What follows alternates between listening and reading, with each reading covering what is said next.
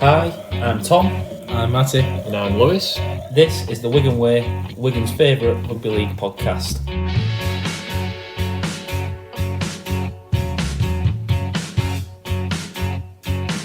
He'll put you in his trap 'cause he's a union man. He's got it all figured out. He won't care what you think 'cause he's a northern man. He's allowed to speak his mind.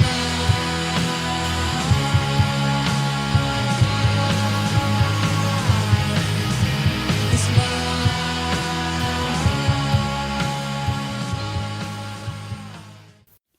The Wigan Way podcast is brought to you by Cherry and White Pins, a local Wigan Warriors themed pin badge company with a variety of Wigan ranges.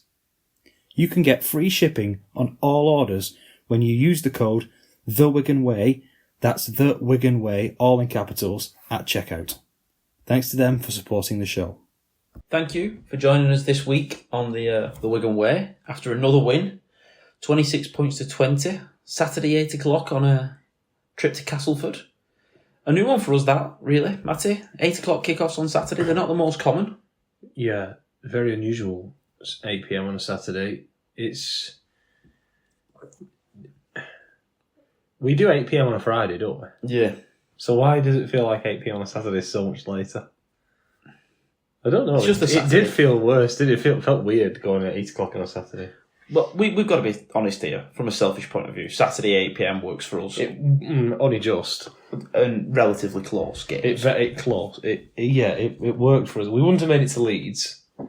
That's only three teams we couldn't have got to. We'd have had to get Hull and we wouldn't have got to the whole teams. Leeds, obviously, Catalan. But If we're playing Leeds, we'd have to move on with the run chase. Yeah. Finished it with 8 overs left, which one we could get to Cass or closer. So yeah, we managed to get there. We did. We literally got to the top of the steps and Harry Smith kicked the ball to start the game. I'm glad I made it. Unbelievable timing. Yeah. Unbelievable timing. Now, we should say, we promised his grand return. But he's not here. We're going to Lewis, have to wait another week. Lewis isn't here. we talked it up. We talked him up, yeah. Well, he's got to meet a deadline, hasn't he, at work? And, we work in education. It's this time of year. You might guess what his deadline is. But he's got to meet a deadline this week. And he's promised us a beer each at the league game. So If he turns up. he'll be done by... Well, his deadline's before then. He must be... better be done before Friday. So, yeah, he will be back next week.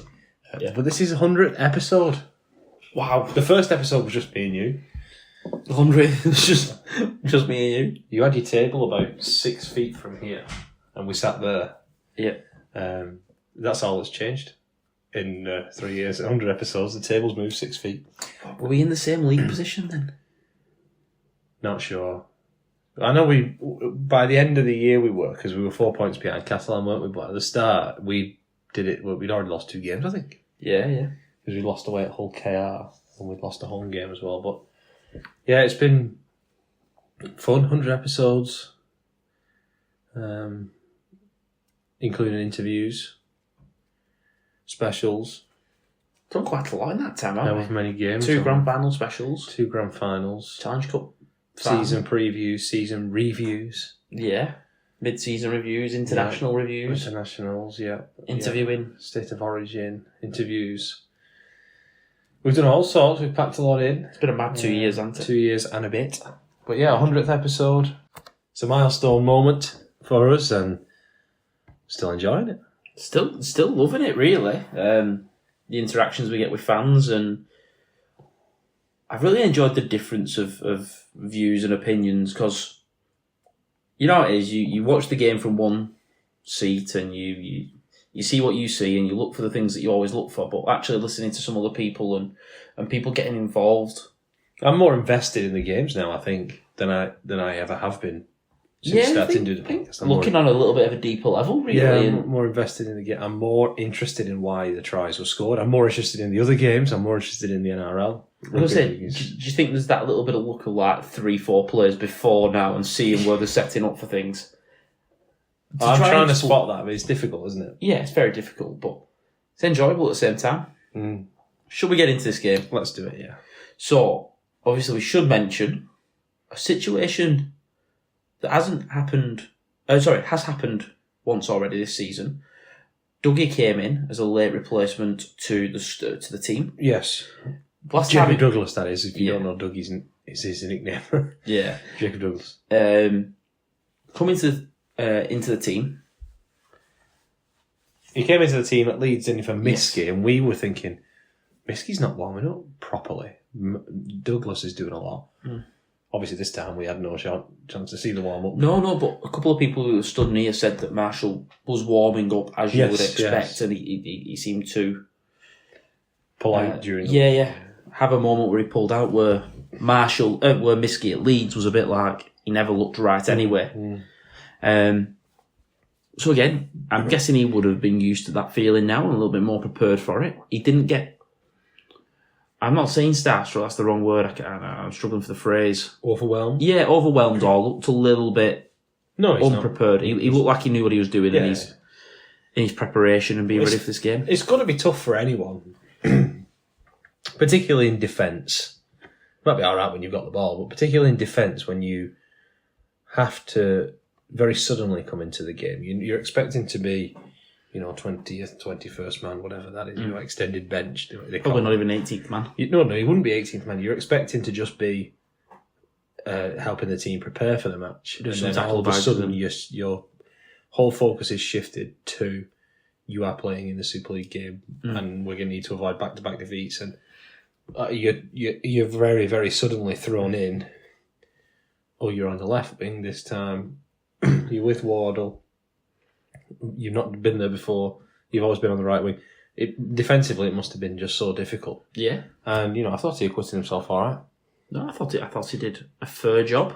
Like I said, I looked at his stats, ran over 120 metres. I think it's his furthest metre making in a game. Yeah.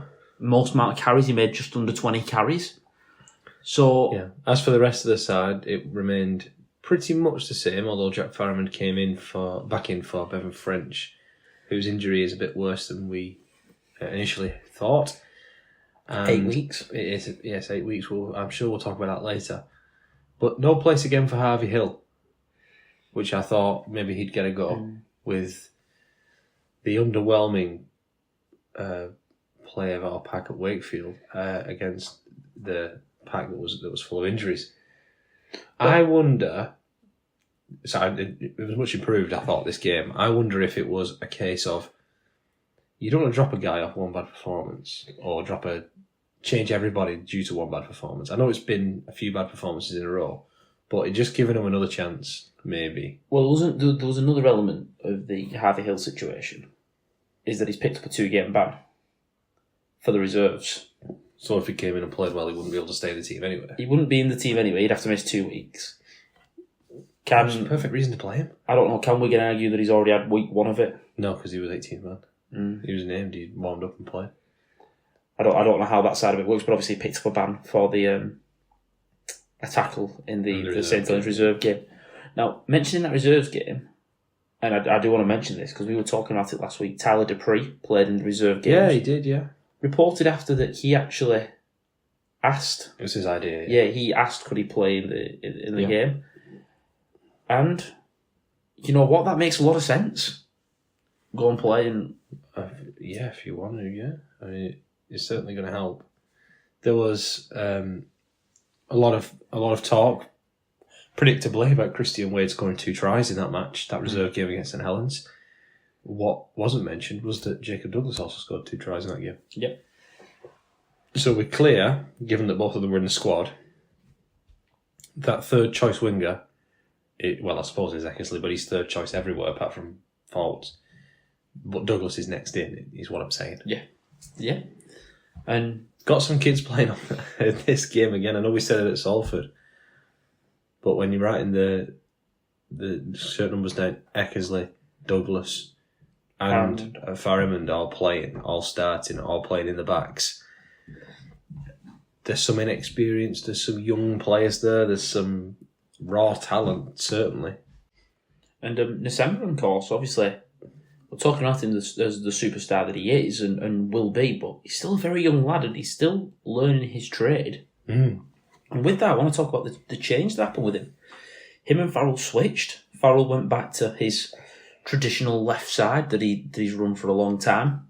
Ran for 10 years at Wigan. December went out to the right. Why do you think that is? Because I've got a couple of theories. Maybe something to do with him and Farriman playing a lot of reserve games together in the past and coming through together. It was successful originally, that partnership this time last year. Did we change it to kind of have French and Junior as a partnership? Well, we changed December to Smith's side. And I think a lot of that was to get him predictable ball. You know, not running off the back of French's off-the-cuff stuff. Yeah. And actually, Smith is more likely the one to use him, hit him on short balls. And Farrell can do anything outside. Yeah, and he knows how to back up Bevan, he knows how to run a line to create him space and all that stuff of it. Whereas Smith can almost teach December how to run them lines and do that style of job. But I think maybe is it something defensively with Farriman being a little bit smaller, December out there to help him? Yeah, maybe. Or maybe it's just the fact that they played a lot of rugby together and are similar age. Obviously, the defence was a bit of a problem at Huddersfield on that side, so maybe someone throw Junior over there. He's a really good one-on-one defender. Yeah, there's a couple of reasons why, but I liked it and I wasn't against it when I saw it. Well, I liked Farrell on the left. Seemed much more at home. He had a good game, didn't he? He had a decent game, and I quite liked all the work Junior did, especially cutting back across from a drop-off, cutting back into the middle. I know the Cass fans got excited every time somebody tackled him. Like Chris Atkin tackled him at one point, and the commentators nearly broke the booth or whatever. Yeah. But he got us quick play the ball. Yeah, and he was running at tired legs, because we talk about the physical unit that he is. Got some very good feet as well. Very good feet to get on the shoulder of a defender, and he's quite clever with that down the middle at tired bodies. But I liked it, and if that's going to be the next 8 weeks, I wouldn't be surprised to. Well, we'll see what happens with these two.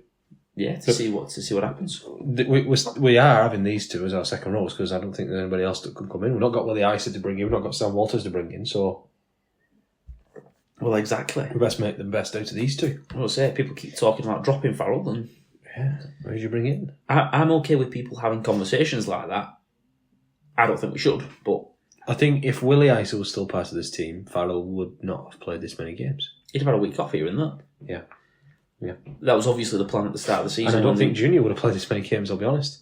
They would have all played. Bit more rotation. 10 to 12, maybe 14 games between them.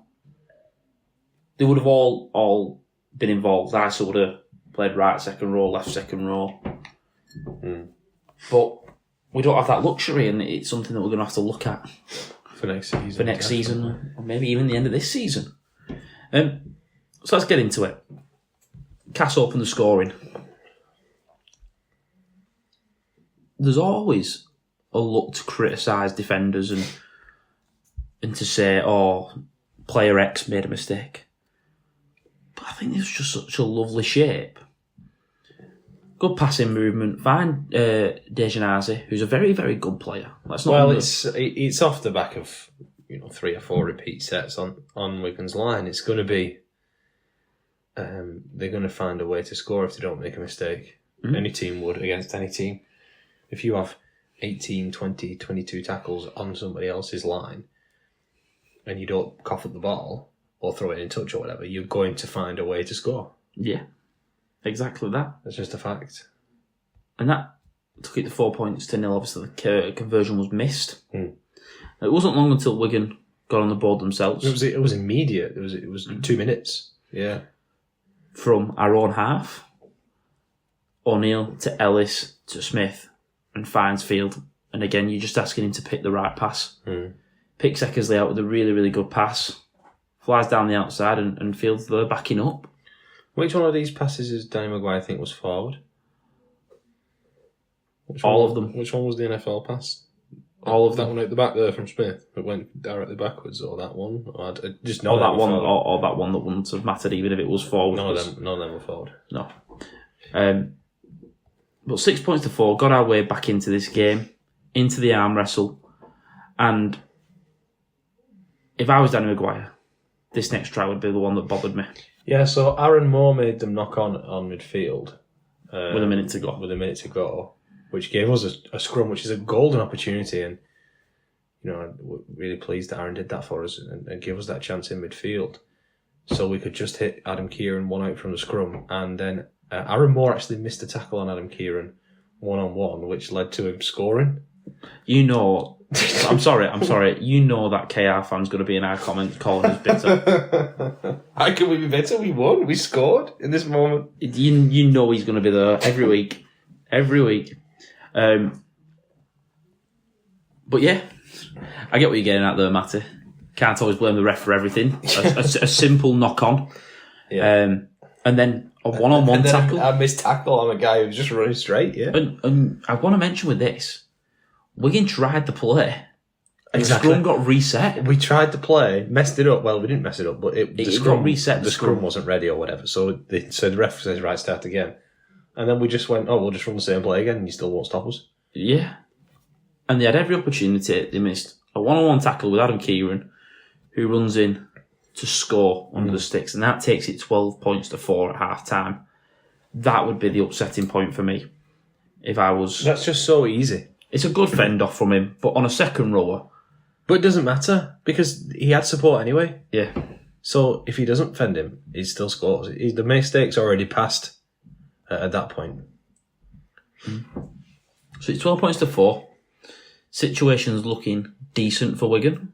Not played great, but 2-try lead. Not a full 2-try lead, but you know what I mean. A 2-score lead. Yeah. But it's a minute and 40 seconds. We just had a dreadful start to the second half. Like, we've gone into half-time there thinking, right, 2-score lead, we're doing well. Just roll them first set, roll them, score, whatever. The game will be over. Score next. And then we leave the kickoff for each other. It bounces... On the line. Maybe on the line, but you've no idea. Because the cameras are terrible. And they don't show it anyway. I'm going to say, I was a little bit surprised we didn't use our challenge on this, because Harry Smith... We mustn't have been convinced. And 3 or 4 players around it seemed adamant that it was a penalty at halfway. Listen, at this ground, I've seen a dropout go out on the full by at least 4 or 5 feet. I watched Brett Finch celebrate, and then the touch judge inexplicably said that it had bounced, even though it landed right next to his foot. Yeah. At this ground, nothing surprises me, because the dimensions are just weird. Yeah. So it just all looks wrong. Like, every kickoff looks like it's going to sail out on the full. And some of them do. But this one, obviously, well, I don't know if it did or not, but all we have to do is put our foot in touch and touch the ball, and we probably win the game comfortably. That's my annoyance. It's a weird moment. Like, it gives all the momentum that we had, and it just gives it gift-wrapped as a present to them. Don't take the chance. Put your foot on the line and touch the ball. You don't have to catch it, do you? No. You can just pat it away. Just let it hit you. I agree. But like I said, 100 seconds it took. Yep. Castleford score. Again, a play from right to left. And I just want to talk about that partnership between December and Faramond. December gets drawn in with a very, very good lead line from, I think it's Stimpson. Is that the new signing for Castleford? Josh Stimpson. He runs a very good lead line, and it gets December interested in the tackle. He then looks outside him and sees Faramond and Kieran dealing with Dejanase. I can't remember who the second rower is. I think it's Mellor and Zaxini out the back. And he rushes. He works really, really hard to try and get out there to help out, and actually overcommits, turns his hips, and Dejanase, who is a very, very good halfback. Well, you keep talking about Dejanase being very, very good. That's twice you've said that. He's a good player. He's all right, isn't he? Is he better than Mason Lino, do you think? That's a tough one. Is it tough? I've just started with the toughest one. Is he better than Mason Lino? I don't know. I probably would, I think. I don't know if he's better than Lino or not. I think it depends who you're partnering with. Is he better than... well, he's not better than George Williams. No, but He's not better than Tyrell, mate, is he? No. You're talking about the top 4 or 5 there, but He's not better than Jake Connor. would he get in the Lee side alongside Lucky Lamb? I think he would. Maybe a bit similar, aren't they? Would he get in the Hull FC side? I think he probably would. Alongside Caesar? Mm. Yeah, probably. Yeah, we definitely play for Huddersfield. Yeah. Especially So he's playing for Cass. Especially when Clune's injured. Yeah, would he start for Cass? Yeah, I think he'd start for Cass. Salford, maybe. Can he get someone on loan? But you get what I mean. I just think he's a decent player, and obviously he's been around in the NRL. Yeah, he's a good player. He's been around in the NRL. I've seen a lot of Parramatta fans saying, "I can't believe we're watching our halfbacks while RC is playing over in Super League." Yeah, and Jay Field. Yeah, and Bevan French. Yeah. So I think some of them would have liked to keep him. Yeah, maybe that wasn't a possibility, but it's just very clever play. This he's sees December over Chase, and just does him with a step back on the inside. We see plenty of good steps. We praise Bevan French for it, and I think you've got to praise other halfbacks when they beat your player like that. Yeah, I suppose. Back on the inside. The complaint here is that Sini is smashed. I put it in inverted commas. They're I think off it was the ball. Mellor, That was wasn't it? another complaint. Oh yeah, it was Mellor by Adam Kieran, and he wasn't. No, he's just landed awkwardly, hasn't he? Yeah, he doesn't get smashed by anyone. He just runs into him. They're both watching the ball. Yeah. So that's 12 points to 10, and it's Castleford who actually get in next. They had a good watch of the screen though, didn't they? Tom Grant had a good watch of the screen. Yeah, he did. And we couldn't see the screen, so we had no idea what he was watching. No, we kept trying to get Sky Go up on our friend's phone. But yeah, a good cut-out pass. Finds the centre, 2-on-2. Really close to the line, really tough to deal with, and he gets on the outside of Kieran and scores. Mm. Takes the game to, I think that was 16 points to 12 there. And suddenly it's a little bit nervous on the ground, in it? In the Wigan end. And like, we definitely shouldn't have been in that situation. No, not we at all. definitely shouldn't have surrendered the lead up so easily. Or, let them back into it so easily. Should have made it work for it a bit more. 65 minutes. Wigan score. Eckersley. Yeah. But we started to talk about a player. And I think he's been our standout player this season. Jay Field. And the conversation me and you had, Matty, was show us why you paid the big bucks now. Step up and do I've something. stolen that just from Bilko. He always says that whenever, and I remember him saying it at the Hull Care home game when he just sprinted through and put it on a plate for Liam Marshall. That's why we bought him. Mm. That's why we pay him. And he's right. He knows his stuff, obviously, Bilko, and he's right there. That is why we pay him so much money. Yeah. That's why he's paid like one of the best players in the competition, because he is one of the best players in the competition. But that's also why Bevan French, Matt Duffy, George Williams, Jack Wellesby. I could list everyone's top 2 players, but they're all paid the big bucks to win games. Well, Jake Connor's paid big money to win games. Yeah. Roddy Croft the same. Roddy Croft is the same. Roddy Croft paid an obscene amount of money to win games. Bevan French is paid an obscene amount of money to win games. Yeah. And they do. That's why if they didn't win games for you, you wouldn't pay them that much. Mm. And especially when you haven't got your other one, his partner in crime. He's on ice. I'm going to call it that for the rest of the season. He's on Bevan ice. French is on ice for the playoffs. He's being rested for the playoffs. Is he becoming the new Lockers? No, he ain't becoming the new Lockers. Semi-final, final. I still think Lockers could play in the semi-final if there was one tomorrow. Just something in that man. Just when it was playoffs, he just turned into an absolute machine. He was a machine all the time. But what, lads? There's a final this week. There's a final coming up. You reckon if your bowling team got to the final, like on a Monday night, Lockers would just turn up and win it? Yeah. Yeah. Put a shift playing in. badminton And on if Thursday. he didn't win it, he'd put a shift in and he'd at least win his points. Yeah, he'd do his job. But Field, We said, show us why you earn the big bucks, and it's that play left to right. Normally where Bev operates, Farrimond to Field. And what was noticeable a couple of times here was they give Field really early ball. Early ball, yes. And he's got 5 or 6 yards in front of him to weigh up the situation and just look at them outside men. They've targeted, I think it's a senior who's playing centre. December's running at his inside shoulder. Yeah. Kieran's running at his outside shoulder. Impossible. And Josh Sim has to come out and help him. Yeah.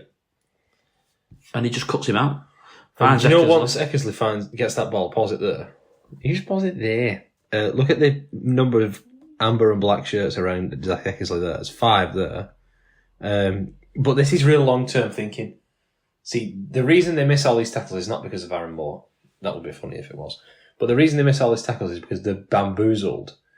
Because they think he's going to pass it inside again. Yeah. Farrimond. There was options. They think he's going to pass it back inside. And then he just pins his ears back and goes himself, you see. That was long-term thinking 2 weeks ago when everyone went, why has he passed it inside? This is why. So Yeah. He knew he was going to get a chance of scoring Cass. We'd have to cut back inside. We'd have to cut back inside then instead of passing it. I've got to say, I think I celebrated the earliest I've ever celebrated for a try. When I look at that still image, there are five people in between him and the try line. My celebration looked Why worse. were we celebrating then? Because I think when he put his right foot down and came inside, I went, Booloo.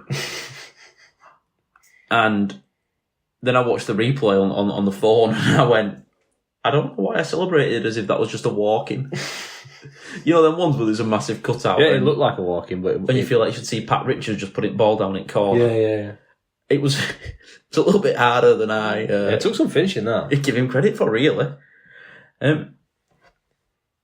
Now, Castleford score next. Yeah. And what we'll say is... Well... Do we leave that till the end? Or should we talk about it now? Let's talk about it now. Harry Smith. Oh, this. Well, it was between this next bit, wasn't it? Yeah. Last tackle, a pass from Field at 9. He's well over his head. Like, come on. I was fuming at Field on the replay. Yeah. Smith drops it and backwards, play on. I think is it Josh Sim gets the kick. But this is the first inexplicable decision.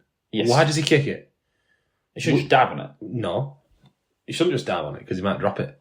Just what's going to happen is Tyler Dupree is going to try and pick the ball up facing his own try line. Just let him have it. Then tackle him. Let him fall on it.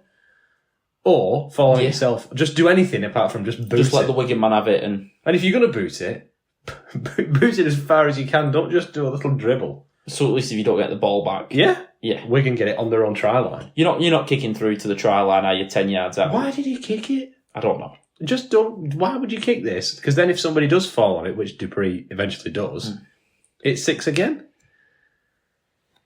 But that's the first... I was going to say, so it was given as a Cass head and feed. Or play the ball, sorry. Yeah. For being tackled on the last. Wigan challenged it. That's another inexplicable decision. Wigan challenged it.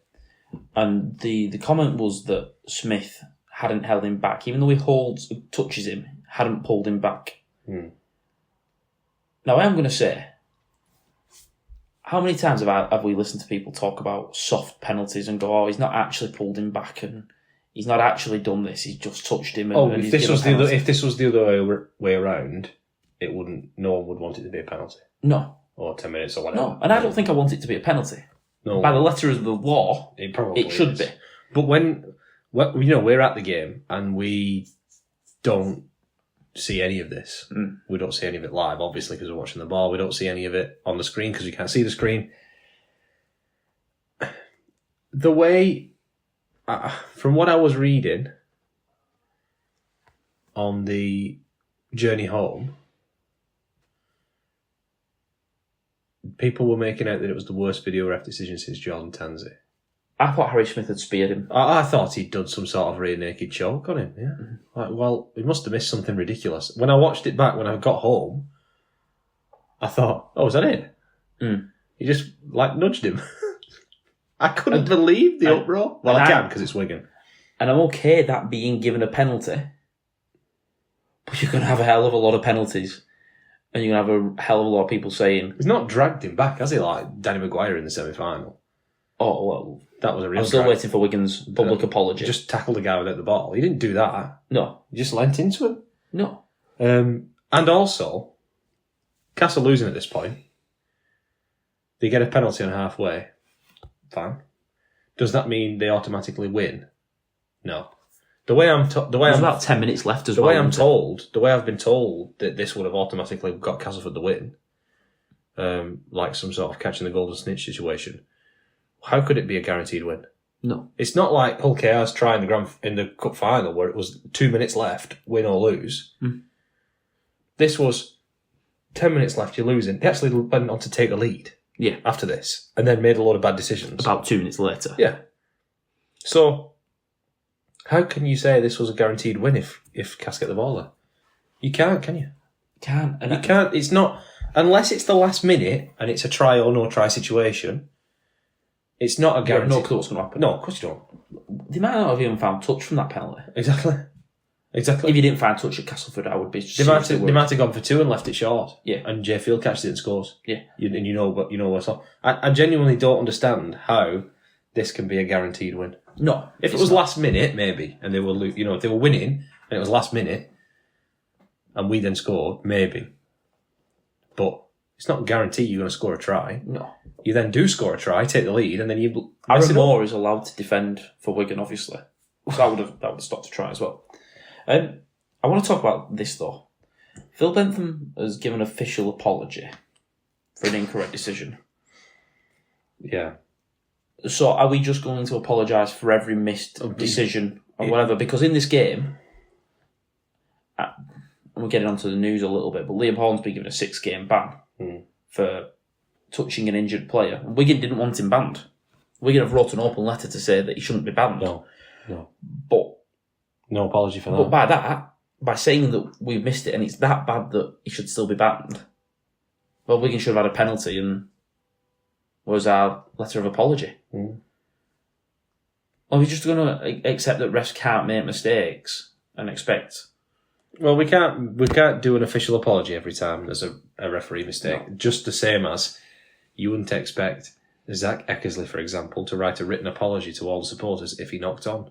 No. You wouldn't expect him to do that. No, and this is just the frustration. And I don't know if we've talked about it yet, but I hate the word consistency. Because everyone wants consistency until it's their team that's affected by it. Everyone loves to bash refs and video refs. And I get it, okay, it's frustrating in the moment. But these are people still bashing refs and video refs 3 days later, 4 days later. When you've had a chance to calm down, you've had a chance to watch the incident back on TV. There's no excuses at that point. No. There's no excuses at that point for being so wrong. It's just a bad decision. Yeah, it was a bad call. But there was others in this game. Yeah, there'll be quite a few others in this game. Just like there's mistakes from both sides. We only completed at 70%. And that's not good enough. That's way worse than the ref. Yeah. And with this, is it Jepson, the CEO or the owner? I can't remember the CEO or the owner, saying we need to overhaul the refereeing it's just situation embarrassing. and whatever.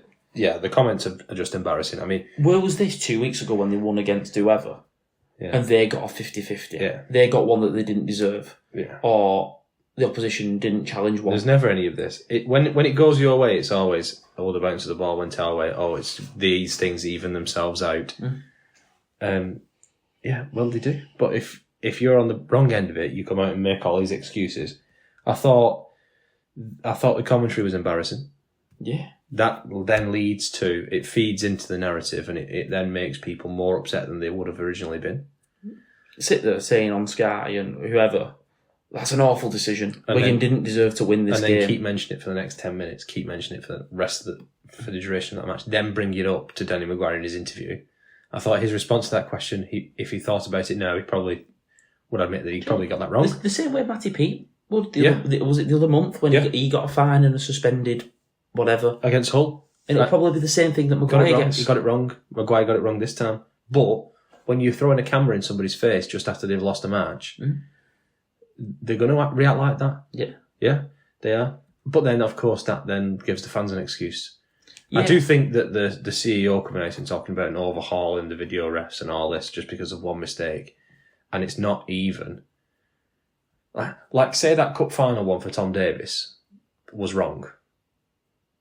Imagine The grand final one. The Challenge Cup final. Yes, Where Tom Davis scored. Imagine that was wrong. Right? It wasn't, thankfully, but imagine that was wrong. Imagine the true law was that Lindop had grounded it. Yeah. Right. So Hull KR have now definitely won the Challenge Cup instead of Warrington off the back of that one mistake by a video referee. Imagine. Yeah. Hypothetical. That then is the most consequential mistake a video referee can make. Costing a team to lose Challenge Cup final. Challenge Cup final, or a grand final. I don't think you would want to overhaul the video referee situation based on that one mistake, given that they get 99 others correct. Yeah. Therefore, you cannot then claim that you want to overhaul the video ref situation because of one mistake when it's nowhere near as impactful, it's nowhere near a final, it's nowhere near as obviously wrong. It's a 50-50 or a 60-40. Yeah. So I think he's completely out of line in saying that. And I think it feeds into the fans' abuse of referees and video referees. I just don't like it. Look at yourselves. If you'd have played a perfect game and 5 or 6 bad decisions go Well, against you're about to take the lead there. Yeah. With what is probably a 50-50 decision. And That if you'd have swings back that way. And if you'd have given any team to the right to say you're beating Wigan by 4 points with 7 minutes to go. There's 2 there in front, isn't it? No, because that makes the kick. No, they go 2 in front because we take the 2. We do, yeah. Sorry. Finish up on 20, don't we? Yeah. Apologies. But they go 2 in front. If you give anyone a lead against Wigan at home with 7 minutes to go, you're probably taking it. Yeah. So, Yeah. plenty of time to fix it. 7.5 minutes left. That play right to left. This will be a little bit worrying that most of Castleford's threat came down at Wigan's right hand side defensively. Yeah. And again, Which I wouldn't expect with, Douglas having to come in on the left. yeah. But good play. Finds, I forget the winger's name, Sim. Will Tate, it wasn't. Oh, Will Tate on the left, sorry. In open space. Field puts the tackle on him. Yeah, I think Field was impeded a bit on the run through, but it wasn't an obstruction, I don't think. Oh, no, but we must be getting a letter of apology soon. He was kind of run into a bit. I've seen him given and I've seen him not Yeah. given. It was a 50-50, I suppose. But he still gets there. Puts the hit on Tate. Oh, if he dives to the floor like Paul Vaughan, it probably is chalked off for obstruction. Probably. But he tries to tackle him anyway. Now, talk about refereeing decisions. One look at this. Had a little bit of feel of Jake Wardle against Hull KR in the final. Well, we'll never know. No. We don't know, do we? Because that angle and the replays, if you look at the highlights, don't really show it that well. It looks short from that angle. From the other angle, it might be on the line. Who knows? You can't tell from there. But it's worth more than one look. Yeah. But it's evened out, hasn't it? Yeah. It's evened out the previous one. Yeah. So that's 28 points to 18. They missed the kick. Yeah, and then... And now Aaron Moore hits Jack Farman high. no, Aaron Moore's let Wigan get the short kick off first. Then Aaron Moore hits Jack Farman high. Yes. I'd missed that. Aaron Moore lets them jump for it and get the ball, and Thompson gets the ball from the short kick-off. I thought we were a much more solid team when Thompson came back on. Yes. I know O'Neill came on at the same time. And Kate Ellis. And Cade Ellis. And those three, obviously. It's hard to say one person had the impact, because all three of them had a huge impact on them. That's our best middle. Our best middle, without a shadow of a doubt, with injuries at the moment, would be Havard, Thompson, O'Neill, Havard, Ellis. No question. We're going to have to find a way about dealing with that middle period when them guys roll off and Havard's left on by himself. Yeah. To cover for the work of Mago defensively, Lee Mink, who's not as good as O'Neill, and Byrne, who's not...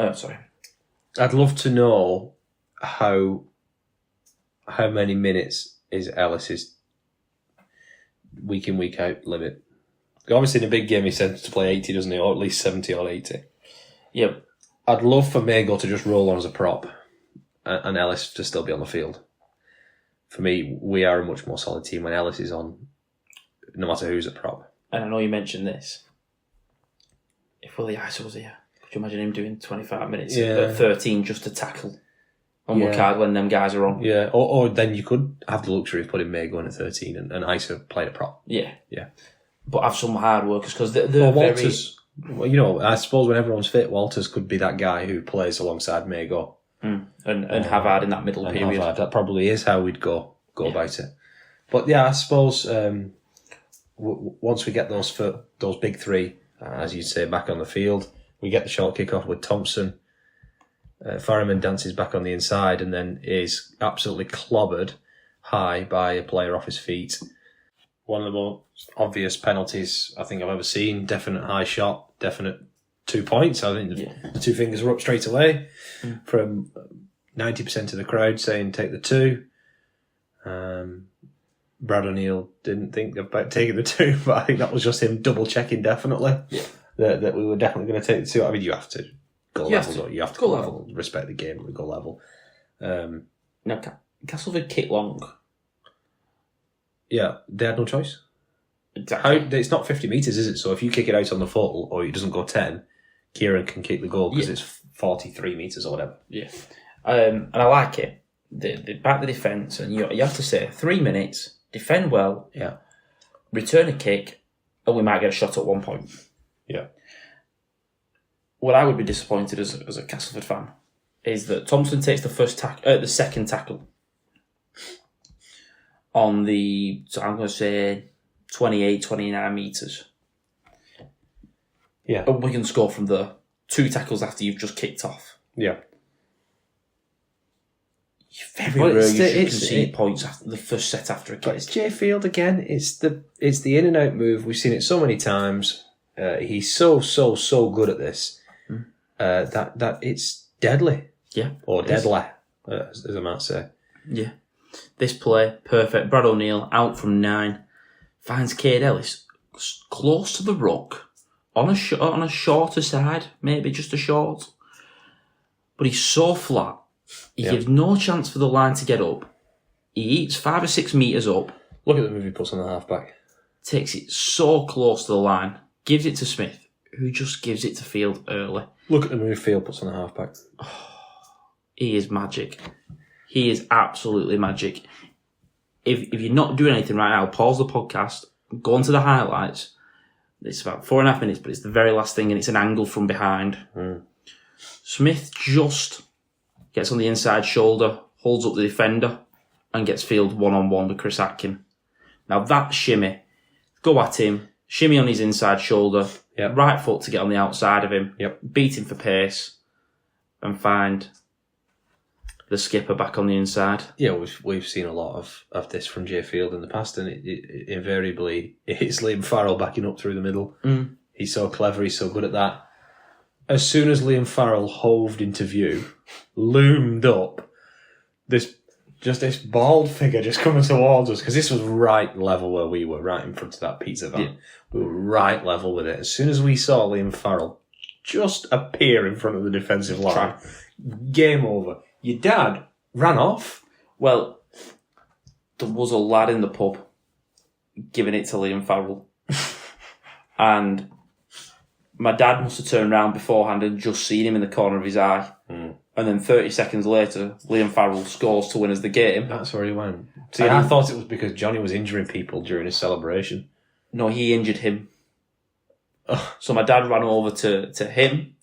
Johnny then came over and injured him. No, Johnny just injured somebody else by celebrating. But Johnny was Johnny was standing just. He had a big fist pump that injured someone.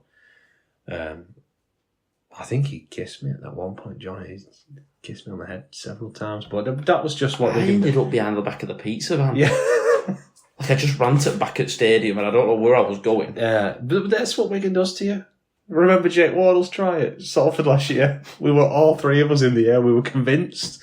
No one was touching the floor. No. How are we all holding each other up? I don't know. Bevan French is trying the World Club Challenge. Have you ever seen anything like it? I'm going to be honest. The one I always go back to was Marshy's at Tottenham. Yeah, Marshy's I ended up on the floor with a busted lip. Just celebrating on the floor. Yeah. Glasses everywhere. Couldn't see a thing. Marsh is at Tottenham. Bevan's at the grand final last year. Bevan's at grand final. Big. Because he'd gone past Lewis as well. I've got to be honest. I jumped up and slipped and ended up sat like in between the two seats. Obviously, not a lot of room at Old Trafford. Bevan's on Good Friday last year where he kicked it in for himself. That went bananas, and I ended up losing that game, but went bananas then. This is just another one of those moments. I already brought up Shadrach. I can't get over it. You can't say it either. I know I can't say it. Leave my pronunciation alone. But it doesn't get better, does it? Shadrach is the single best moment I've ever experienced in that stadium. Or any stadium. All those things we just mentioned, Shadrach was the best. Yes. By far, It wasn't even given. By far, Shadrach was the best, and it was no try. All the others were tries. We might have lost that one at Good Friday. We won all the others, but the Shadrach was the best, and we didn't even get the try for it. Oh, the best. That's the best moment I've ever experienced in any stadium. I think Shadrach was unbelievable. not the no try in that game in the very last minute. I went bigger for Shadrach. Yeah, because I thought that had won it. And I thought Bevan French has just done it on the world stage and just won the game for us and iced it. And I thought that moment was perfect. You know when I stood up, do you know what my immediate thought was? What? Oh my god, he's went back to the NRL. When he waved. Yeah, Because he waved and he stood waving to the I side thought stand. this is just the NRL picking him up. Yeah, maybe. Name your price. Anyway, enough talking about Shadrach. We're talking about Wigan away at Cass in June in a mid-season match. For 2 points. For 2 points, yeah. And the 2 points were sewn up by that try from the skipper. Kieran converts it because he just loves kicking goals. Yeah. But the for the captain to score the winning try was very nice. Yeah. Very nice moment for him. He scored a lot in his career. Was it a milestone? Was it a milestone match for him? 350 maybe? Something like that. Good, really good Yeah. game we get as well. I'm just going to say it. Just the 43 tackles from him. 120 metres. Yeah. He can rock up and... As someone who's not had his best season, this was certainly one of his better games, and he seemed like his old self. Yeah. Again, the Liam Farrell that played so well last year that led to us lifting 4 trophies. Yeah. 2 points on the leaderboard. It's that same conversation that we had last week. Win and win ugly. Keep Keep the gap ahead of Leeds, the gap ahead of Leeds. and Keep that Hull KR 4 points. yeah, it was 4 points last year, and 4 points the year before. Now the difference, of course, is points difference, and they get to play Salford an extra time, and they get to play Huddersfield an extra time, I think.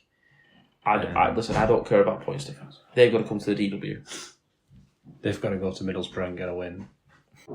Like, you know, I love the football cliches, but they've got to come here and beat us. Yeah. I think they've still got a trip to Catalan. They've got to play Saints again. All these teams are going to be firing. Well, for they'll them. have a target on the backs for sure. Yeah, As will we. You know, the good thing is that we won. That's the last trip over the M62 this year. We are done with the Pennines. We've still got to go to Catalan, but everything else is in the right side of the Pennines. Yeah. And that's why our mid-season lull always happens in mid-season, because we always keep going over the Pennines every single week. I mean, Huddersfield, Wakefield, Cass, back-to-back weeks all away. I know one of them was Dewsbury, but that's still over the Pennines. Yeah. And it's tough. When I don't even remember what the view from my seat is at the Brick Community Stadium. You know, I got a notification on my phone the other day saying my ticket had been updated. And I went, why? I did. Why? I was like, I have a ticket? I didn't know I had a season ticket. I've forgotten. When's this game? And I looked, it was a month away. Like, come on. But Yeah, it's 2 points. once we get back home to Brick, make that a fortress again. Yeah, we've got a nice run home Really nice from them. because we've had a horrible run over the last few months, and we've only had. I know we've still got one more game to go, which is going to be a tough match. But so far, we've only lost one from this really difficult period. Well, we said 7 games, didn't we? Them run of 7 games that ended Well, with I Lee think away. I think it's 8, which included 1 home game against Lee, Magic, and 6 away games. I think that's how it worked. We said we can lose 1, maybe 2 of them. I think we penciled 2 in. I think for defeats for those eight games. Now, I'm not saying them wins have been convincing. No, it doesn't matter at this stage. But we said it last year, and I'm going to say it again. Who do you have to convince? Who is there to convince in June? Well, we know there's the moral cup and the what is the egg power rankings. Is that still a thing? Have they carried that on? We'll not be winning the egg power rankings, but they don't make sense anyway. No, but I just look at it and I just think, if you were supporting someone in the top 4, you should be looking at Wigan losing 1 out of them 7 or 8 with 1 to come. I'm thinking, oh dear. I wish they'd just lost 1 more. When they played poor at Huddersfield and got a win, and when they played poor against Cass and they got a win, oh jeez, we could have done one of them nicking one of them. Or they need us to lose this Friday. Yeah, and actually, as it stands, we're going to be quite happy with this situation, because when you win things in October, you don't go, oh yeah, but we played rubbish. How many teams have played well in June and won nothing? Yeah. When we won the grand final last year and we saw Liam Farrell lift that trophy, was your first thought Leeds away? I haven't thought about that game. I'm going to be honest, mine might have been, but it was, were you lot that was criticising us? Oh, and we were one of the worst teams in the league. Yeah, and Matty Peake needed sacking. Yeah, genuinely, Harry Smith's a poor half in a poor side. Yeah. And I think I've got a little bit frustrated at the end of that season, like, because we were getting all the praise at the back end of the season and the Hull KR win and things like that, and winning the playoffs like we did against Leeds, and I was going, actually, we're all... We were keeping everyone to 0. Yeah. Yeah, because defence is not important if you listen to some people. Well, not in a loose forward. Defence isn't important in a loose forward. That's why you would never pick Victor Radley for England. True. Because they only make 40-plus tackles in a game in the middle of the park. The loose forward defence isn't important. No. Of course not. Right. I think that wraps the game up. We talked a little bit longer than we planned to, though. That's the most sarcastic I've ever been on a podcast. I know. I feel bad, actually. That's really sarcastic. It was needed. It's just a weird game, this, and a weird reaction to the game. We didn't deserve to win, but we won, so... Wait, can I just check? Actually, I think we did deserve to Aaron win. Moore on the same amount of Super League points as Salford now? Actually, I think we did deserve to win. It's very rare that the team that doesn't deserve to win wins. Very rare that. I can't think of a match where that's happened this year. Would be serious. I can't think of one. No. Off the top of my head. Even the league game, we lost 1-0. Leeds deserved to win. They were better in the moment. Leeds away, we didn't deserve to because we didn't execute any chance for any tries. Our defence was brilliant, but so was theirs. Yeah. Team that wins usually deserves it. Wakefield definitely deserved it last week.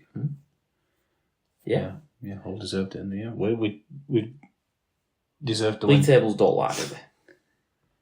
No. League League table right now is fair. It is fair, yeah. It's fair. Right. We're going to take a quick break and then we'll come back with some news.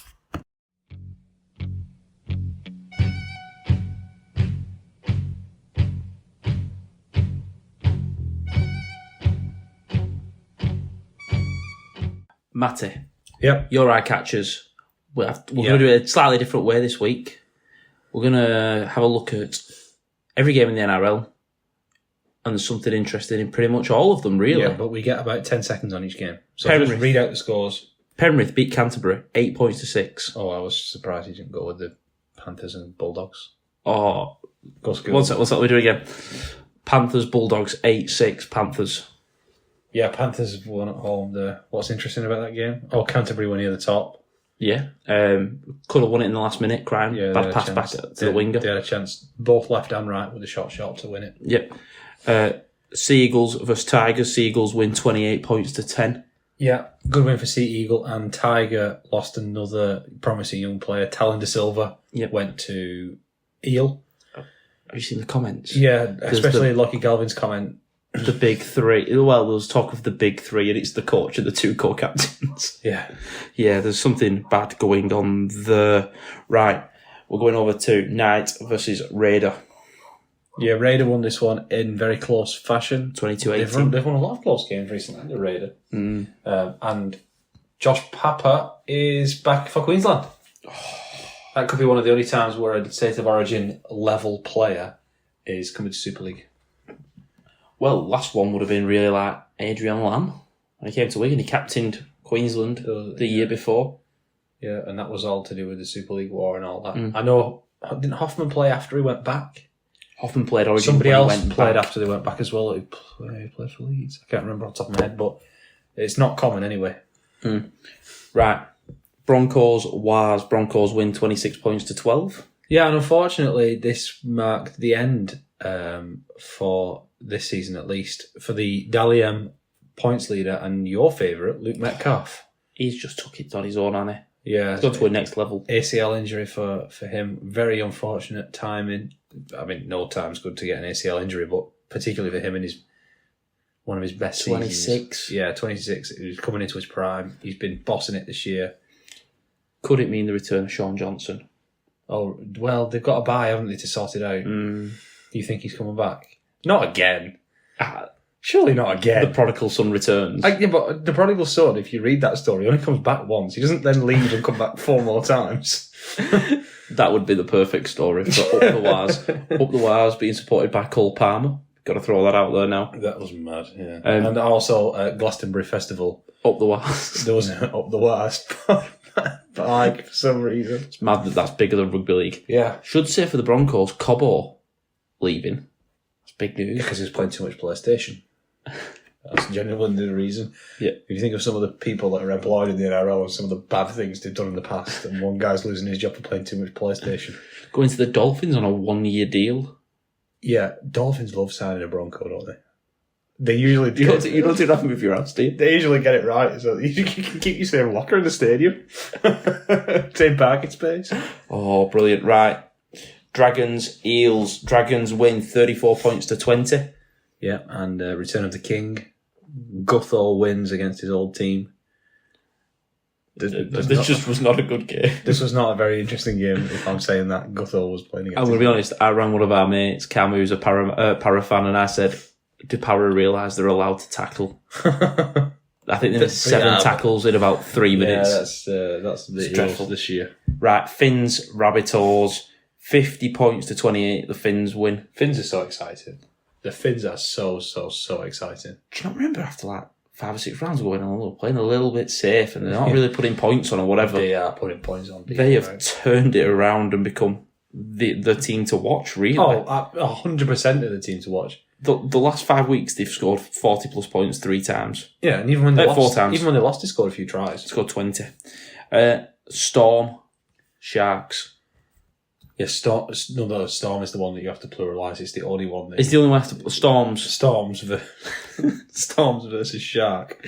Storms win 30 points to 6. Yeah, it was quite sad really watching the fall off of the Dalian winner from a couple of years ago, Nico Hines, former Storms man himself. Yeah, you compare the 2 last winners of Nico and Jerome Hughes, both playing in the same position, both the number 7s. But in this game, Jerome was dominant. Big time. Right, and a game I know you're really interested in, Matty. Titans, Cowboys. I'm not interested in this. Cowboys win 30 points to 24. No, you were telling me this was the game of the round. Nobody was interested in this. It might well have been the game of the round, but nobody actually was around to see it. So, no, this is 2 not amazing teams, shall we say, this year. The good thing is, with the NRL, they tend to not be bad for long. The teams aren't bad for loads of years. It's not like 10 plus years of a team being bad. Unless you're the West Tigers. Yeah, unless you're the West Tigers, yes. But even they were in the playoffs like when we were kids. Whereas there's some teams in Super League who've just never been in the playoffs. When was the last time they were good? 2015? 10 years? Yeah, but there's teams in Super League who haven't been good for 100 years. Yeah. Since they started. True. So yeah, plenty of exciting things going on there. Penrith now made the top 8. Watch out if you are playing against them. Could they win it from not the top 4? Who was on the bye this week? Oh, Rooster was on the bye. Rooster was on the bye this week. Yeah. They might be the first team to... Because if they get to the playoffs, Penrith winning it from anywhere. 2 away games though, like you're gonna have to travel. New Zealand will drop off now. Nathan Cleary. Nathan Cleary's brother plays for the Wires Yes. as a half-back. What if he comes in? What if they meet in the playoffs? What's his name? Jet. Jet. What if that's it? Imagine Cleary. imagine calling your first kid Nathan. You follow it up with Jet. Imagine that battle of the chins. The Cleary boys going head-to-head in the playoffs. That'd be amazing. Battle. Did you hear Vossi's comment? Oh, A head by a chin. Yeah, Vossi was Well, he said they got the noses in front, or maybe a chin. Vossi also brought out the classic, the ref's eyes are painted on. Oh, no, he didn't say that. He said, if he misses this, I'm a Dutch astronaut. Do you remember when he used to say that in the video game? He actually brought it back. I hope that's in the video game. It will be, because he said it at the weekend. It was a Easter egg, I think they call it. Yeah. Right. Quick, we're going to go through the news. First of all, Wigan's women drew 22 points to 22 in the derby. Highest attendance for Wigan's women. Yeah. Broke Broke the record from Broke the a couple of weeks record. ago. They had a chance to win it. The drop goal went under the crossbar. It was straight enough. Yeah. But didn't kill the game off. A draw after 80 minutes. What a novel concept. Yeah. Like it though. So do I. We're going to go on to some news. First of all, we mentioned last week George Williams linked away from Warrington. Yeah. He's not signed anywhere, but that is the most non-committal. His comments Yeah. where they asked him, are you committed? And he said, I'm committed this year. Didn't he say that? I'm so committed, I'm the captain. I need to be committed this year. Yeah, that's like saying I'm here for it unless someone else wants me. I think what that is saying is, come and get me for next year. I'm available. Yeah. Yeah. Danny Maggs, fine, under investigation. Sorry for his comments. Yeah. Um, Again, they don't do him any favours by making him speak straight afterwards. no. They need to have the press conference that they have in the NRL where it's at least 20 minutes. Yes. And they come in with another player, so it's not all directed once at you. I don't know if they can see the questions beforehand. Maybe they can, maybe they can't. But either way, you've got a bit of backup up there, and you've had a bit of time to think about what you're going to say. Because he probably would, if he had 10 minutes to think about it, he probably would have thought, well, they're going to ask me about that. Yeah. Let's come up with an answer that's sensible. Where I can say what I want without actually getting myself in trouble. Yeah. So that's what I would do, I think, particularly. I mean, the man of the match, maybe you could interview the man of the match, who's someone who's done well, maybe he's got a try or two, but they interview the coach and the captain, don't they, after 10, 15, when they've had a chance to sit for a minute. And they always do the winning team first, and then the losing team comes in, so they've had another 10 minutes. Yeah. Next thing I want to talk about is quarter spots. Oh, really? Right. You didn't tell me you were bringing this up. This is rogue. No, I know. I've just Drop remembered this on. about it after reading something else. Hull FC are interested in signing Sam Lasoni Yeah. Why? because they want an impact-style prop off the bench And to they give them some punch. And Sam S is not available. But this is where the quarter spots come in. Yeah. At the moment it's 7, and they'll be up to 7 if they re-sign Liam Knight. Okay. There are reports it's going to go up to 8 for next season, Right. but there's no confirmation. There are also rumours it may go up to 9 No, that's just getting too many then. because obviously the talks of 14 teams and we're going to need players more from abroad and things like that, which I understand. But I think it's very, very poor not knowing Oh, 6 months before a season. of course it is. So Hull are basically waiting on, can they sign both Liam Knight and Sam Lasoni if the quarter goes And up they'll to miss 8? out on one of them. Because we've seen this before. They'll miss out on one of them. Sorry, I'm only picking on Sam Lasoni because that's the one. I in know the report. 100% what you mean. But we've got a quarter spot available right now that we're not filling. yeah, but that could go. That could go. It's a lot, isn't it? I mean, 7 seems right to me. 8, yeah, I could make an argument. It's getting too much if you're going past that. If you get 9 or 10, then that's half your match day squad almost. Yeah. Well, more than half your match day squad. I wonder whether it becomes a little bit. You know, I know we're cricket fans, but the IPL where you can have more, but you can only have 3 in your team. Yeah. At any one time. Maybe there's something like that. But yeah. So interesting. Right, I'm going to talk about 2 bans or suspensions, but not being suspended.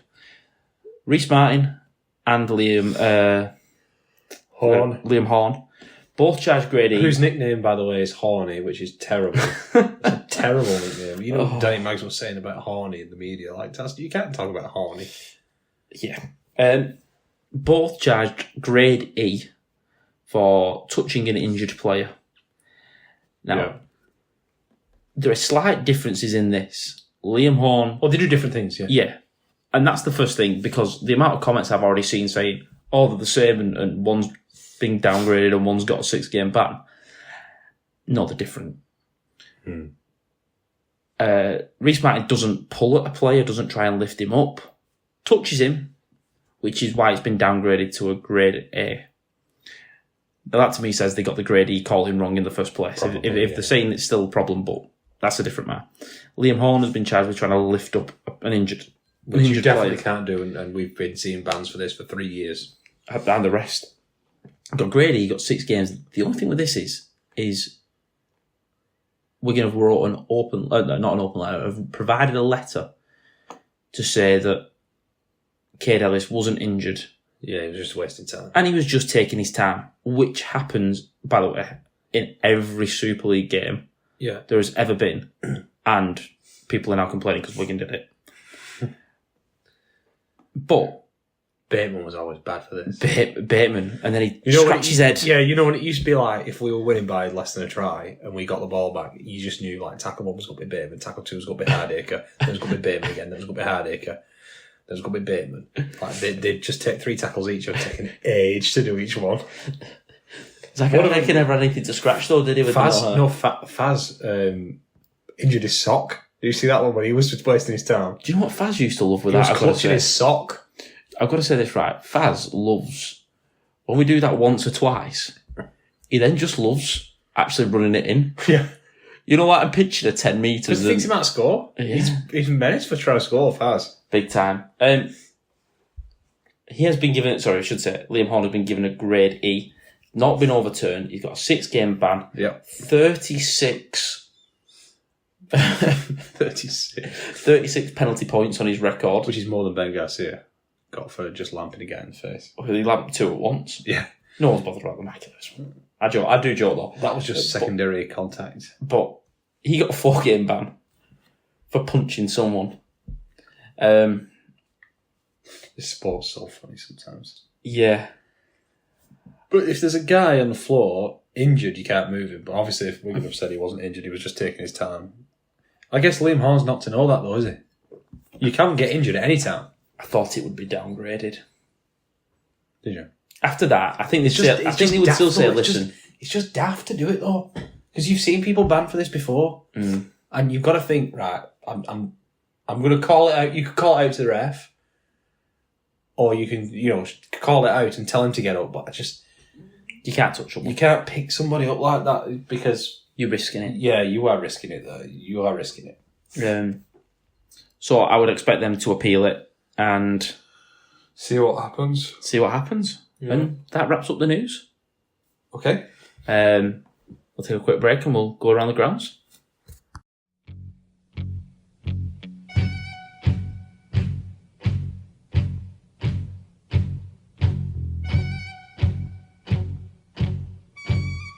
So, we're going to go around the grounds now and have a look at what else has happened. And we're starting off on Friday. 2 games on Friday. Hull KR Wakefield. Hull KR win 34 points to 10. Good win. Yeah. Wakefield had been 10-6 up or 10-4. Yeah. Definitely a game that Hull KR won in the second half. I think it was, 22 unanswered points in the second half. And again, we talk about late tries. Budgie scored with 5 minutes before half time. Yeah. Got Hull KR a lead. And then just a little bit too much for Wakefield. Got to be fair, they're playing really well at the moment, Hull KR. Yes, Hull KR are playing really well, yeah. They're on fire at the minute. Wakefield doing pretty well. I don't think they can complain about their situation and where they are. No, they're down on troops, aren't they? And, they had a really big performance last week against us, which always takes it out of you. The old stats we always used to say: if you beat Wigan, the odds are you're going to lose the following week. They'll be looking to have a couple of nice games soon, and it doesn't look great straight away. They got Catalans coming and Hull FC, who are competing around the same points as them. They'll be looking for a couple of easy weeks and get some fresh bodies back, hopefully. Yeah. The Monster Big Man of the Week, not affiliated with Monster Energy yet. Well, unless you know anyone who works for Monster. In this game, Dean Hadley. Yeah, 46 tackles made, 9 from marker. He ran 105 metres for 11 carries. No errors. Yeah. This is just... I think there was only one miss in that whole 47, did you say? 46. 46 tackles and one miss, so it's a really good effort that from Dean Hadley out on the edge. So Yeah. This is the sort of performance you expect from the Monster hard-working Big Man of the Week. Yeah. Not affiliated with Monster Energy yet. Just doing work that people don't get recognition for, usually, and you know what? Anyone who's making near 50 tackles has had a phenomenal effort. Yeah. Without missing loads. Without missing loads, Yeah, so there's always someone who makes hard working is the key word there, and Dean Hadley would certainly have been at the top of the VB hard-working index if he was playing in Australia on that match. Yeah, definitely. We're going to move over to the other game on Friday. Bit of a points fest, really. Leeds winning 48 points to 30. Against Lee. This was an NRL-style game because it was just two teams flying in attack, and defence was questionable, optional. And you know what?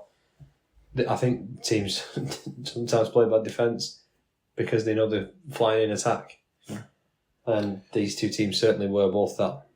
Both of these teams will be looking at this and going, if they defended better or defended as well as they could. If Lee had defended the way that they did against us, they win this game.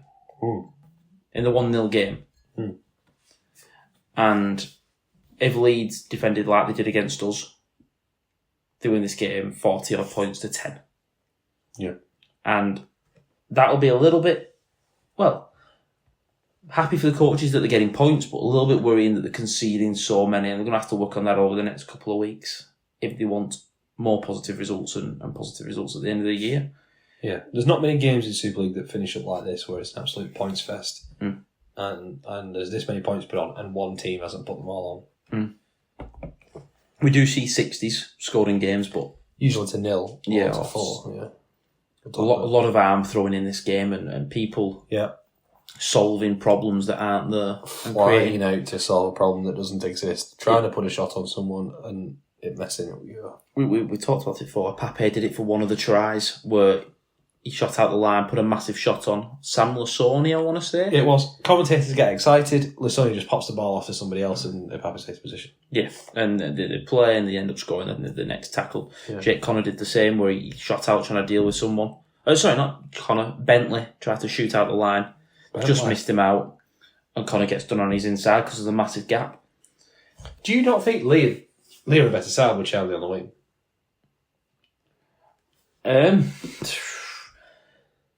He scores every try that Keenan Brand scores. He scored in this game. And I don't want to criticise Keenan Brand without looking at his match stats.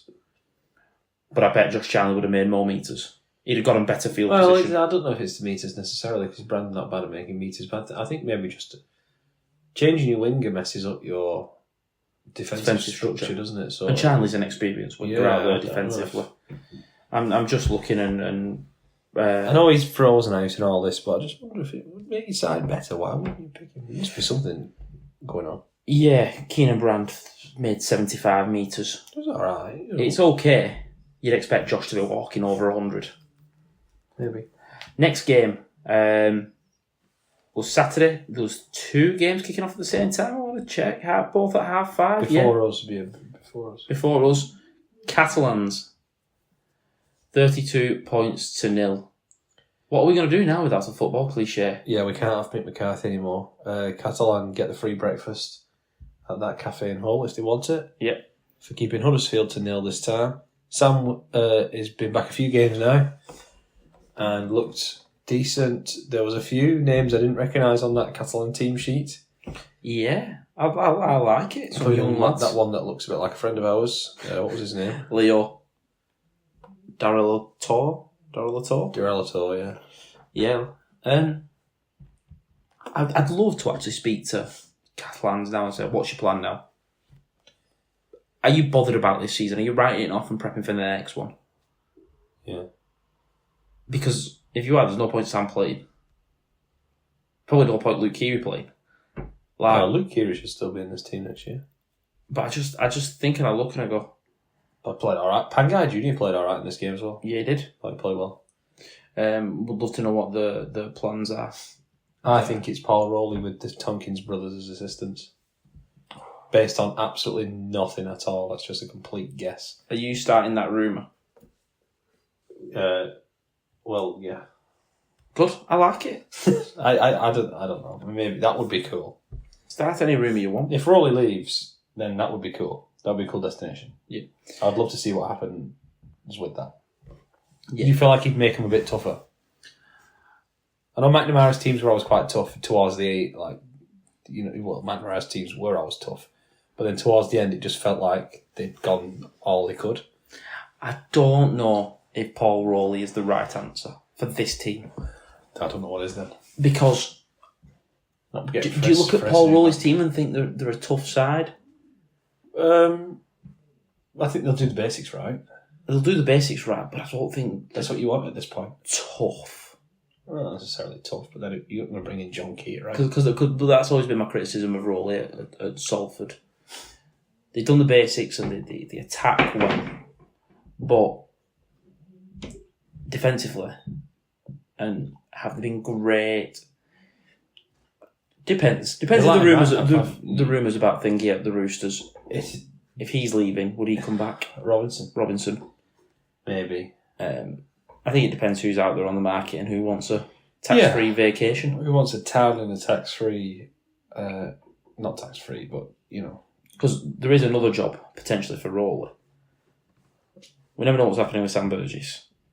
Yeah. We don't know what's happening with Paul Wellens. And we don't know what's happening with Brad Arthur. I noticed now both his sons now play for the same team. Who? Didn't one of his sons leave? Didn't one of his sons leave a team this week? He's got two that play in the NRL. Yeah, he has. But the other club I was thinking of is there's now the rumours of Willie Peters. Could you see Rowley going there? Oh yeah, the rumours of Willie Peters to The West Tigers. West, yeah. So there could potentially be 5 or 6 clubs for Rowley to pick from. So that'll be really interesting to see what he wants. Let's move on. Yeah, I think they both play for Newcastle. I think Brad Arthur just left for Newcastle and their coach is under serious pressure. Serious pressure. That just feels like it's... lined up. Yeah, a bit. Like whenever Kyle Flanagan signs for a club, you think Shane's going to be I going. think Matthew has been at the Knights all year and Jake has just signed for them this week. But that's off the top of my head. That might even just be rumour. You're just enjoying starting a rumour? No, I'm not starting that rumour. That's already a thing. Right, Warrington beat Hull FC 24 points to 10. They did. This was Williams being 100% committed for now. For now. Yeah, for this week. For this year. He was good though, wasn't he, again? Yeah. 12 points to 10. Duffy was back as well. Vaughan was good. A couple of tries. Though. Warrington's big names were back and played well. So, fair enough to them. Yeah, it helps. Josh Thewlis scored really soft try, didn't he? Early on in the game, 5 minutes in. A score from 9 and he just went and... But 80 metres away. But no one touched him. He didn't even break any tackles, really. He just went through. No, the Thewlis brothers on both wings. Same for the Caesar try, a little bit... for the Harvey Barron try that Caesar walked through. Pretty easy. And then just give it to Barron. Yeah. But the man that's been criticised on numbers, Sam Powell. Yeah. I still love Sam Powell. I love the player that he is and the hard working that he is, but he has took some criticism for not running. Week after, runs from 9, gets himself a try. And then said he wasn't bothered by anybody moaning about his stats. I think it's just efficient. He runs when he needs to. Actually, by having Williams, Sneed and Dufty out the back. Yeah, he doesn't need to run that much. Doesn't need to run that much, but what I mean is there's threats out there which create room in the middle. Yeah, I suppose. And now there's a room for him to score. Well, if you're being told constantly that Sam Powell hasn't had a run attempt in 9 matches or whatever it was, 7 matches, Are you going to expect him to scoot from there and score? No, but I'd also be thinking I don't want to be the team that he scores against. Yeah. That would be in the back of my mind. Yeah. Don't be the one to ruin the duck. But yeah, big win for Warrington. Oh, huge win for Warrington and Castellan. It was a big day for people near the bottom. Outside of the 6. Yeah. Really. A massive win for Warrington because if Hull had won, that would have took the top 6 to 19 Yeah. and left Warrington sat on 12, 7 points away. Do we think that's a strong... So 19 off 16 games? Yeah, it would have been 19 if Hull had beat Warrington, but... So as it stands now, the limit to get into the 6 is pretty much 50% of wins. Because it's 16 and a half points. Call it 17 points. Yeah. In 16 games. It's pretty much win and loss half your games. Yeah. If you win one, yeah. If you win more than you lose, do you make the... You just about make the 6 if you win more than you lose. It's weird, isn't it? Because the teams... I actually think... I don't mind that. I actually think normally, though, it's lower, isn't it? Because you would expect the teams around 12, 11, to 10... pick up a few more wins. To pick up a few more. Yeah. I suppose 10th place there, being on 8 points, is probably more than we're used to in recent years. But then the bottom 2, obviously... Because they played Salford and the bottom Huddersfield 2 multiple times. wins between them, yeah. But what I mean is they would have took points off people. Do you not remember like the year London went down on, was it 20 points they went down? Yeah, yeah. And Toulouse had 18, I think, the year they went down. And they turned over Wigan. I think London turned over Saints as well. The bottom 3, in 32 matches to have won 3 between them, shows you where they're at. Yeah. Yeah. Nothing else to say about that, really. No. Last game was one of the bottom 3. Yeah.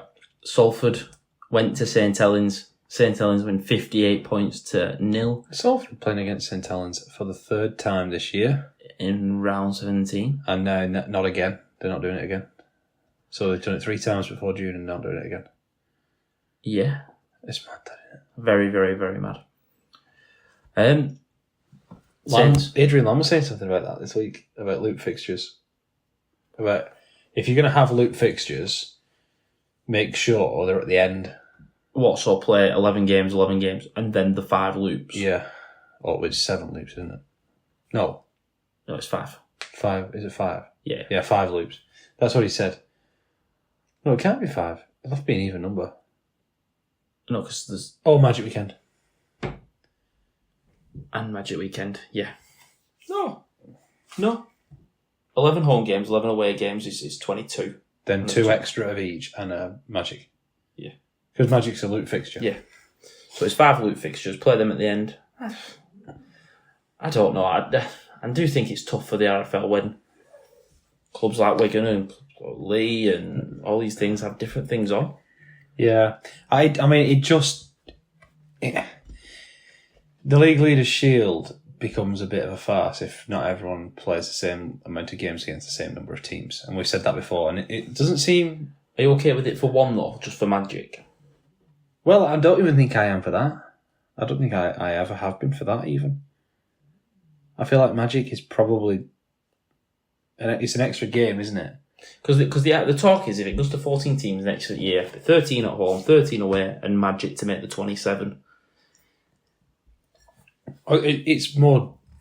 Yeah. That would mean you would have to play one team an extra time. You just don't know what teams are going to be bad. Last year it was London and Hull FC. This year it's Salford and Huddersfield. But now you could end up, which has happened, where there were one team last year played Hull FC and London 3 times, and the other team competing for them played them twice. Well, that's a 4-point swing, potentially. And then the exact same team plays the 2 bad teams this year 3 times versus twice. That happened with Hull KR versus Wigan, which we have spoken about before. So all of a sudden, you're thinking, well, if you just make it a first past the post league, it's no longer fair. you can't And that's have first past why the post, Australia doesn't put much cop in the minor premiership. No. Not really. Because they don't even... To be fair, neither do we. They have loop fixtures. No, we don't really either. It only becomes a big thing when a team that's never won it has a chance of winning it. Just put that out. Castleford did it 2017. Or when someone's on for the treble. Yeah, and that's what it should be. It should be the treble, but it's The big, yeah. But to say 14 teams would mean 13 home and 13 away, plus Magic. It means you play one team extra. I'm okay with that. It's That's better only a than what it is potential currently. 2-point swing. It just feels like Especially if it's rivalries. as well. 14 teams is the obvious answer. It solves a lot of the problems, but which teams do you bring in? Who would be your three-headed teams? Well, you're assuming Salford are going. Yeah. I feel like I've got to admit that now. I'd love for them to stay, but I think I've got to admit that now. Well, the top of the table in the Championship is Toulouse. They're ready to come in. They've been in. I think it was for recently. them. They're ready to come in. The stadium's fantastic. They're ready to come in. The fan base is bigger than several teams in the league already. Bradford are up there. I would throw Bradford in. And York. Would you They're put the York? three for me. Those Have you three? seen the stadium improvements again? At York, they've announced them again. More what they're doing on the York? ground. No, that's Wakefield, isn't it? No, York have done it today as York well. Stadium's fantastic. I don't think it needs any improvements, but yeah, York is a fantastic stadium. The problem is obviously going to be player base. Has to be. And I suppose Salford have used 55 players this year. Well, split them up into 3 teams. I don't know if it's sustainable, 14-team Super League. It has to be the goal. I mean, the expansion has got to be the goal. That's what NRL is doing. But 14 teams seems like it would solve a lot of problems. It's just, would there be quality? I mean, let's face it. There's already bad teams. Well, you can just have more bad teams. Well, then they could probably get wins against each other. Well, yeah. And at least there'd be some talk about what's going on at the moment. There's 2 teams cut adrift and one trying to drag along. Actually, you'd have 6 down there competing. Yeah, like a little mini league. Almost, yeah. And can one of them turn over one of the big boys and pick 2 points up somewhere they shouldn't? Yeah. Becomes an interesting conversation then. Maybe. But yeah, we should finish on the Saints game. 58 points to 0. If you were in Australia, they'd be saying Salford can't win the comp now. Because you can't win it if you concede 50. I know, because they already had 50 put on them previously. In round 1, they had more than 50 on them. So they would have been immediately... they would have drawn a line through them in round 1. That must be the earliest anyone's ever had a line drawn through them. But yeah, can't really criticise Saints for doing it. They need the points difference. We've got Saints. Crack on. I'm going to say this. The July is really, really interesting because obviously there's the week off, so they've only got 3 games. Hull away, Leeds away, and Lee away. All 3 away games? No, Lee at home, sorry. Lee at right. home. So Hull away, Leeds away, and then Lee at home. That's 3 tough games. 3 tough games. But if you win those 3... 3 winnable games, Well, yeah, I but suppose. 3 also losable For games. St Helens, any game is winnable. What I mean is you could... There's none of them where you go in, this will be the result. They're both I know very what you mean. 50-50. Yeah, I know what you mean. And if I was a betting man, I wouldn't be picking either one of them. Well, yeah, I wouldn't bet on rugby league if I was Well, betting them. Very true. But this could decide what happens for Saints in 2025, These next 3 2026. matches. It could decide what happens in 2026 in terms of coaching front. That's not already been It's a decided. very important month then. It's massive. And Yeah, we'll see what happens with them. yeah, Salford, just keep trying. I don't have anything else I can say for them. They got paid. Yeah, they got paid. Danny Richardson played even though it was cloudy. Was there no 5G masses or something like Tiaki that? Chan was 18th man. And he wasn't fit, but they didn't have anybody else to be 18th man. You know what? Because I saw people criticising saying how bad must it be if he can't get in Salford's team. That was genuinely one of the tweets I saw. Yeah, that's why I replied to that one. And then the person replied to me saying, I didn't realise he wasn't fit. Yeah, Can people just stop making comments if you don't know what's going on? he was unfit. Well, if I saw that before I'd seen the comment from Rowley, I would be thinking, how come Tiaki Chan isn't getting a go in this team? But you know what I would do?